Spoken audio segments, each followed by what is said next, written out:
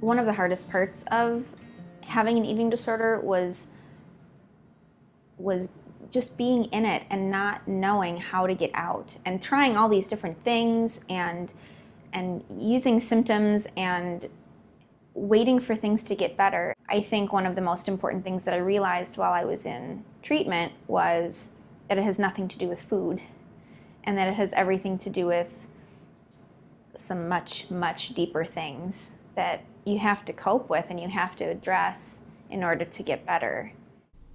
Recovery for me hasn't just been this linear path. I'm down the path of recovery. It's been very like, we're gonna go off on this path, we're gonna fall off for a minute, and I really feel like it's important to be flexible. It was quite lonely, actually. My first experience through was very lonely. I wasn't finding the right fit right away, and I really wanted a group. I wanted a community. I wasn't finding that for my symptoms because they didn't fit the mold. And that was scary to me because in my mind, you know, if you have an eating disorder, it's this one, or it's this one, or it's this one. And I was sort of all over the place.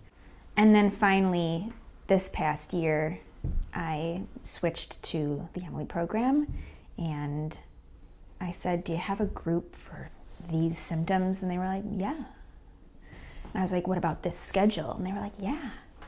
And it was like, okay, great, let's do this. And it was wonderful. It was the best experience I've had in treatment.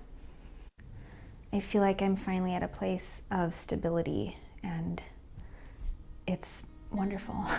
I didn't know I could get here. It certainly didn't feel that way when I was in it.